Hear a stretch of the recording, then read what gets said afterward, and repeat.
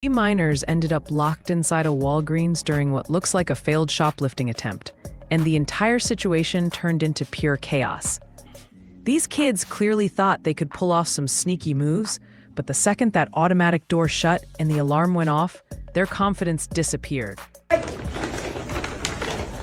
You got like 10 seconds to open up this door. I swear to God, I'm gonna break this door. 10. Open your fucking door. I'm calling my mom. Call my mom. Bitch, I been knew how to count, ho. Choke 4 out of that. Dad do that. You can open the door. Bitch, my mom face for I'm gonna open up this door because I'm not playing. All my fucking knows, y'all better open it. I'm not playing.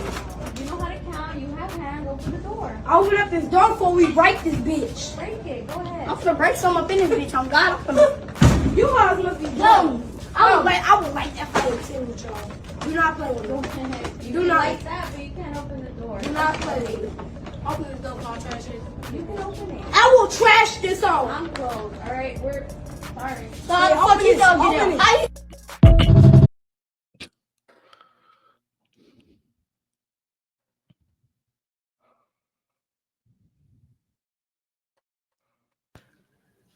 My level of being triggered right now is extremely high.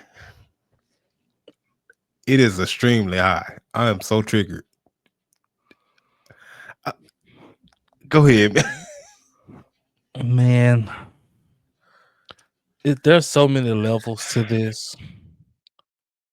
Obviously, the children, have been raised poorly. Obviously, that's the obvious. Second, there isn't no father figure around. That's second. You can tell by their mannerisms. You can tell by the way they respond. They respond just how a woman would respond. Have you ever heard a ratchet woman, a ratchet ghetto woman? That's how she sound. A young man that raised by a guy wouldn't say those things. You're stealing their stuff and you told them to open their door before you trash their store because they won't let you complete your stealing mission. Second of all, we have gotten to a generation where this generation here, they ain't scared of nothing and they don't respect nothing. And it's a scary time, man. It's a scary time. It's a scary situation, man. And I know the Bible said there's going to be a generation that grows up that doesn't know God. And furthermore, I don't think they fear God. They are taught, man, these kids, man, you can't tell them nothing. You can't show them nothing. And they're being raised like this, man, with no structure, no discipline, no kind of leadership, no nothing. And it's scary, man, because they don't fear even when they do wrong. Like when they get caught doing wrong, there isn't no sort of shame. There isn't no sort of discomfort at all. Like there's no discomfort there. I'm gonna give y'all a quick story time. So me and John, man, we was kids. We did mischievous stuff, and we stole from the store a lot. We used to do it, and we knew it was wrong. We knew it was wrong, but we did stuff mischievous, had no business doing it. And I can tell you this: the last thing we wanted to do was to get caught. And I'm gonna tell you this story that kind of scared us straight a little bit. We didn't completely stop, but we were mindful and we made sure that this wasn't like an everyday occurrence. My cousin, he remained nameless. My cousin got caught stealing one day. We all was going to the same school. We were standing in Pleasant Grove. For those who know, Dallas people, we standing in the Grove, and precisely we was going. We was on Bruton. So for those who know, and Buckner and Bruton on that area, we stayed over there, and we would consistently steal at this Dollar General. I don't know why we would consistently steal there. I mean, they had good snacks. They had good snacks, but it would be more easier to steal from a convenience store than it would be from Dollar General, because Dollar General had cameras and it was more of a chance of them having somebody actually watching the cameras. And my cousin, he's He's stealing. We was stealing, but we wasn't out of control with it. We thought we had a fail-proof system that if we bought something that kind of cleared us. So we would stuff in our backpack, but we would also pay for something so it doesn't look weird that we all just walked in here and then all of us just walked out. Like obviously you done stole something. Somebody got something. You know, it's about 6 or 7 of us hanging out thereabout. It's 4 of us that are family. So it's me, my brother, and then my 2 cousins. So it's 4 of us. And then I know it's got to be at least 2 or 3 other that's tagging along with us. And so that's how we did it. And so me and John, we stuff in our backpack and we were selling the stuff or whatever.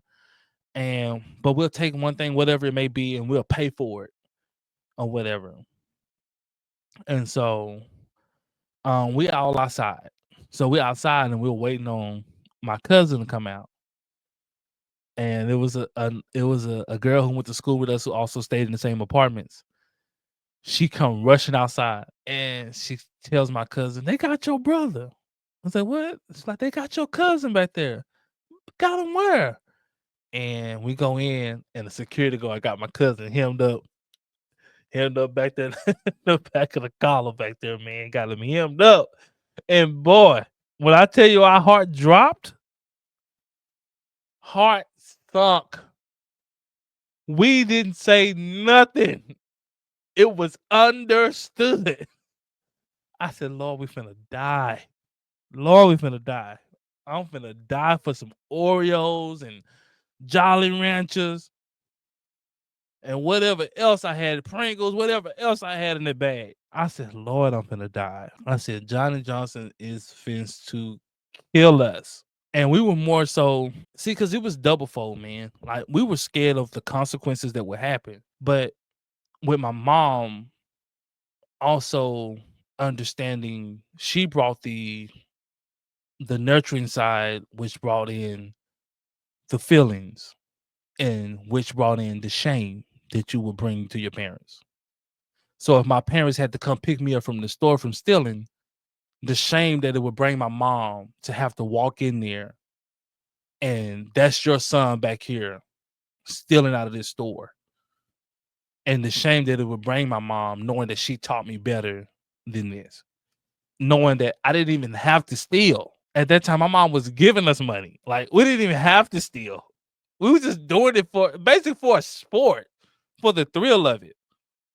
We didn't even have to do it. My mom was giving us dang near $10, $15 every day. At that time, that was a lot of money at that time. I said that to say this. It really scares me, man, for this generation, man. They have no sense of pride, no sense of humility in their wrongdoing. Man, it was humility, man. If your parents had to come pick you up for the principal's office, the humility on you. Yeah, you finna get towed up, but the humility on you, like, because the talking tos, they hurt too. Because like you do know better. Like like man, I shouldn't even did that. Like, you know what I mean? Like what's coming. But this generation here has no structure and discipline. So there's no discipline coming. There's no correction coming. There's no nothing coming. And so now you have these kids inside of this store, they're operating in the sense of entitlement. Like I'm entitled to do whatever I want to do. And if you try to stop me, you're now my enemy. I'm entitled to self-destruct. And if anybody get in my way of self-destructing my life, you're my enemy. Or as the young kids say now, my op, not knowing that you're setting the stage for the rest of your life.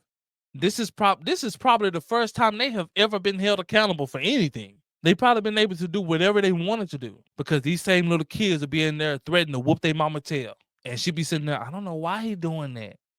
I don't know why he like that. These are the same kids in and out of jail. Same kids that can't seem to stay away from trouble. Trouble always find me.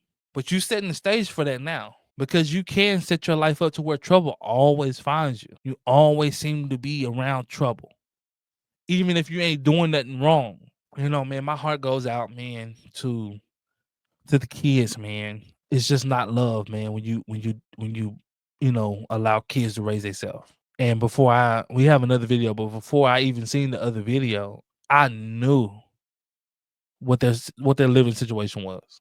I knew it was a single parent home, and I knew it was a single mother who was probably just as righteous as them.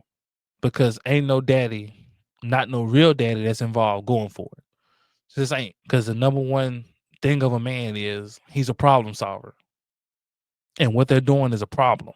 That's a whole man's life. How can I solve problems so I can have nothing to do? A whole man thing is I ain't got nothing to do. But it's always something to do when you get a family. So it's always problems to solve. Always stuff going on. It's always stuff that needs to be fixed or attended to. It's always stuff that you have to put your hands on. And these young kids, man, are heading down the path that we see so often. And I'm not so triggered by the kids, man. I'm more so triggered by the parents. And I want to say this. In cases like these, man, I think we need to pass a law where parents are held accountable. And instead of the kid getting the time, let the parents do it. Since they're so young, they can't be charged. Put that theft on the parents. Start doing it. I bet they start getting their tail inside then. All these minors that are doing stuff that can't be held accountable right now because they're too young, let the parents be held accountable. Man, John, what you think, man, before we move on? Yeah, man. So I know initially I said I was triggered, which I was. And like Dan said, I'm not triggered with the children. It's with the mother and the lack of structure, the lack of discipline, the lack of being raised and taught the right way. And then it coming out in public like it did. So for them to be that bold to where you coming in your house clothes to a store to steal like they did, and then to walk, then not to like sneak out with it. They opened up a gift bag inside of the store to put the things in there in the bag, in the stolen bag. And if you see one of their children that had swim goggles on top of their head with the tag still on it, that's how bold they were. I mean, no structure, no discipline, no fear of consequence whatsoever. Like Dan said, yeah, back in the day, we was mischievous and we did some of those things. Now, not to this extent. We, we came in with our own bag, we snuck stuff in like that. If we was in that situation, got caught, like Dan said, man, we was about to die off rip. And then not on top of that, but the shame. Because I can remember vividly, man, sometimes, man, we would get in trouble, not like for stealing, but just other things. And our dads used to lecture us. And sometimes it used to seem worse than getting a whooping. Yeah, because the whooping over with now, like that done, but he talking to you. He talking to you. And it's not no couple minute talk. It's a talk. And you better not act like you disinterested. Because you act like you disinterested, he finna take you up through there. They ain't gonna talk to you again. But yeah, man, you can definitely tell, man, that there's no strong father figure at the home, if it's any whatsoever, man. For one, these kids been out that late. We had to be in before the street lights was on. And I'm in full agreement, man. Especially up to a certain age, I would say maybe 15, 16, when things like this happen, charges or whatever, punishment should go towards that parent. Let's put some accountability in.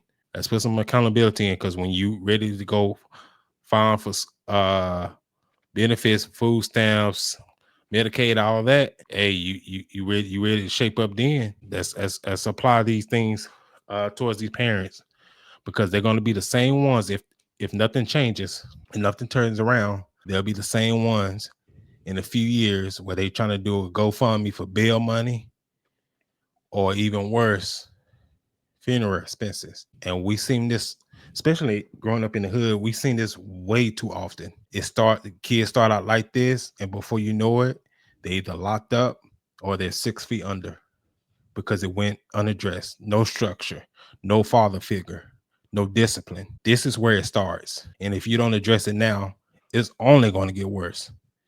And if they're at their starting point now, imagine in 5 to 6 years what they'll be doing. The way they talking to an adult, you're trashing public property. You don't care if they recording you, none of that. And you're talking like that, talking about trashing the place, cursing. I mean, that's See, that's a whole nother it's a whole back in nother our level, bro. day, you could get addressed by another adult. Yeah. So if an adult caught you doing something, they were going to address you about it. And then don't let them know your parents. Like if we stayed in apartments, like if we was in apartments and we got caught doing something, and we stayed, especially in the Grove and Buckner, we stayed there a long time. So a lot of people knew who we was and knew who our parents was. And we got caught doing something we weren't supposed to do. And we didn't want that to happen either. Cause it's like, hey boy, I know your mama, or hey, I know your daddy. And you like, oh, God dang. You know, so you like it's just the accountability. And that's all the adults were doing. They were holding us accountable. Saying, hey man, like your parents don't allow you to act this way. And if I see you, I'm gonna hold you accountable. And this is what the kids don't have. They don't have accountability. It was like, yeah, y'all might do something stupid, but you better believe you're gonna be held accountable for it. These kids don't even know what back talk means. Oh no, that's you going against them. That's why I said like you're an enemy. Like if you're trying to correct the child, you're an op now. You trying to correct me? Like the lady was telling him, like she was like, open this door. She was like, you open it. Oh, I'm gonna break your door down. Like he went ham. As if you would have thought that she said that she was gonna do something to him. Mm-hmm. The way he responded to her. Well, I'm gonna tear your store up. Like now she become an enemy. Mm-hmm. No, please don't call. That was our thing back in the day. Please don't call my mama, or please don't call my daddy. Please don't call my mama. Please don't call. But how about this, ma'am? I put the stuff back. Can I go home? I will never come back here again. That was an option that was never brought up because these kids have so much gall. Oh my God. They never said, man, here, take your stuff and try to get out. And we know they wasn't gonna do that because it's pitch black outside. It's the reason why parents didn't want kids out at dark. Because at the time most crime happens at that time. Hanging out. We didn't know, like, man, why we can't hang out? How people get shot, how stuff happens. When the unfortunate incidents happen. Stuff that ain't intended for you. Just because you was hanging out, just because you was doing that, man. I tell a story, and I'm naming this, but you know, shout out to our family member.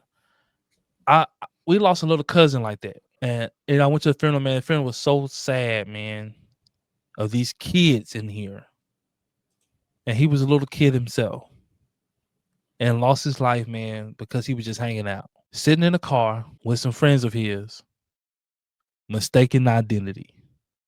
It's nighttime, and he's sitting in the car at night in the back seat, and somebody drives by and starts to shoot in the car.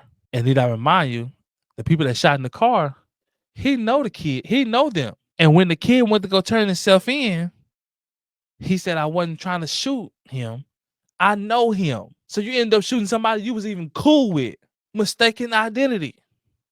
And things like this happen all the time because there's no structure or discipline. And you don't understand it when you're younger, but when you grow up, you understand it like, that was keeping me safe. That was keeping me out of harm's way. That was keeping me from being backdoored for somebody who probably wanted to do something to me. The worst thing, man, you can ever do, man, is to have enemies that you don't know about.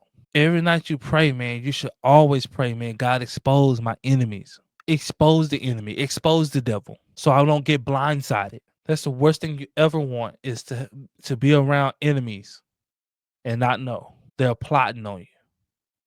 They're waiting for the opportunity to jump on you. They're waiting till you're vulnerable. Or sometimes they're waiting till you up to try to pull you down. And these young kids out here, man, they moving like this, man. And they don't even know who's into it with who. I gave that story about my little cousin. He don't know who his partner was into it with. What happened? What transpired earlier? And growing up, man, we hung out with a lot of kids in the neighborhood all the time, man. Not knowing the dangers of who they got into it with, what was said, what was said to be done, what was going to be done. And you hanging with them and not knowing that an enemy is coming. And you might not even be the target, but you there. And these kids like this, they raise up, they don't care about nothing or nobody or even themselves. Parents don't even care about them. Now, I'm going to say this. Allegedly, this was alleged, that the parents were down here in Houston at a beauty store opening trying to get some hair. Say it ain't so. This is what was reported. I'm saying allegedly because I haven't heard the mom say this. But this was allegedly why the kids were on their own. The mom was down here. An influencer was opening a beauty supply store, and they was handing out free hair. And I heard, if you heard anything about it in Houston, they was going crazy because they was just throwing hairs and bundles out, and man, that's like crack cocaine, man, to some women. And man, they'll bang you up over their hair, man. I ain't lying, boy.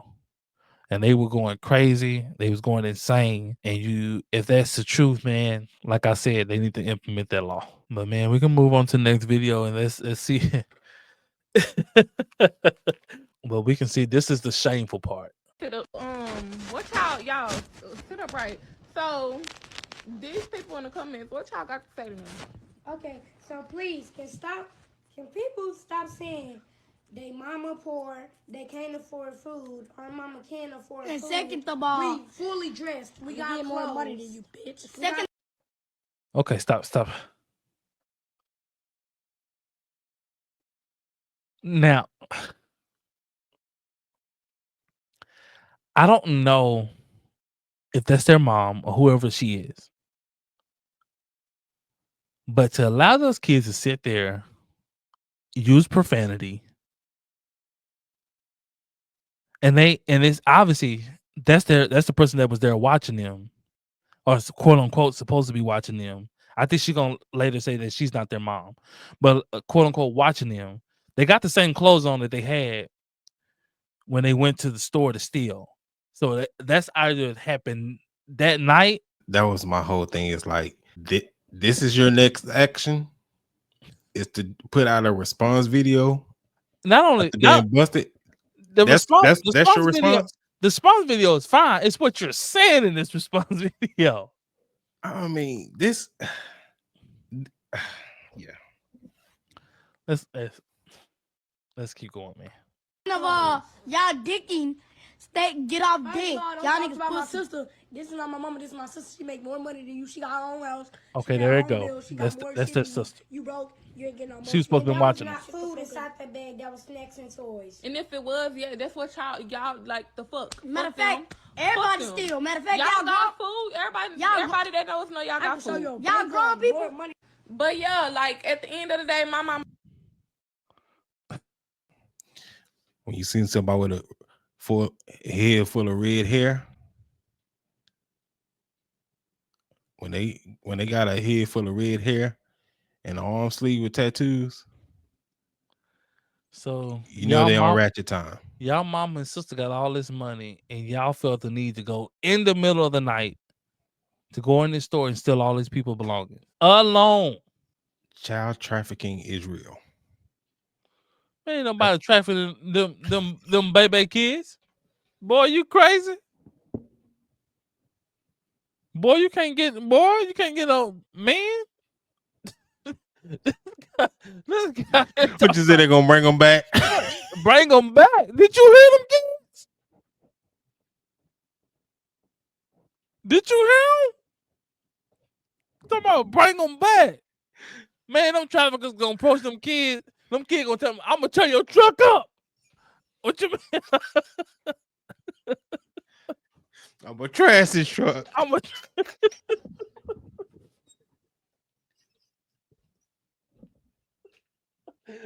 sorry. It won't be a serious video. But this man said traffic. Man. Boy, I'm trying to probably take them kids home.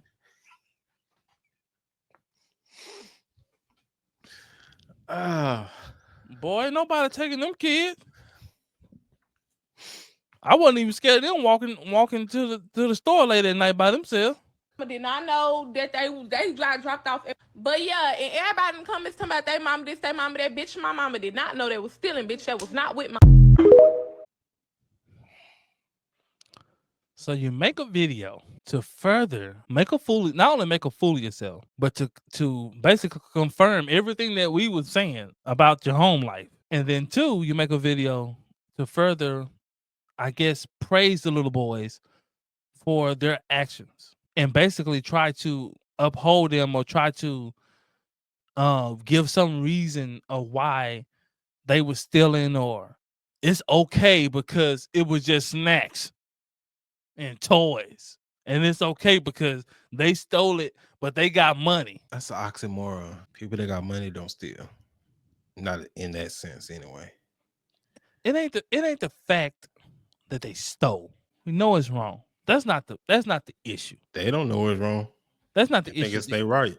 The issue is there's no accountability for the wrongdoing. Kids sometimes do stupid stuff. That ain't the issue. The issue is what happens after the kid does the stupid thing. What kind of accountability? What kind of correction? What kind of structure put in place to make sure that they don't keep making these same mistakes? There isn't any, man. And like I said, man, the path they're on in the next 5 to 6 years, it's gonna be some GoFundMe's and all of that. Little JoJo need bail money. We need to bury little JoJo. And you know what they always say, he was a good kid or he accepted Christ at a young age. Now understand, little boys got feminine tendencies. Mm-hmm. And you're gonna have some, especially if you're raised by a single mother, Mm-hmm.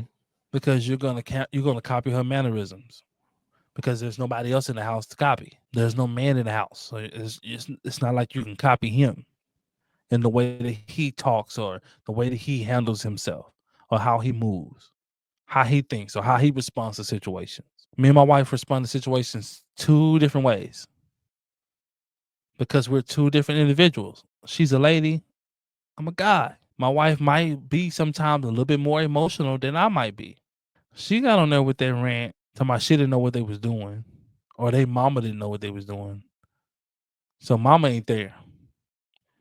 So there's a possibility mama could have been in Houston. Allegedly, she could have been there. There's proof that she wasn't.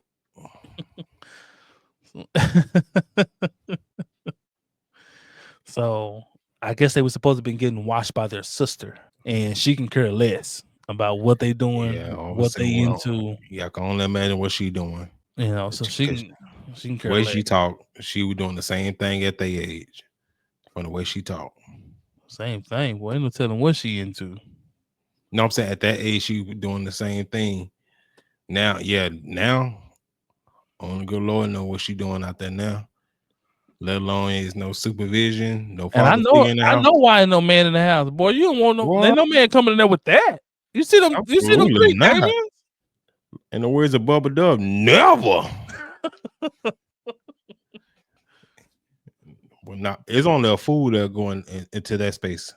Boy, ain't nobody coming in there, man. I'm gonna tell you, man, they can't even get no stud in there. I'm sorry.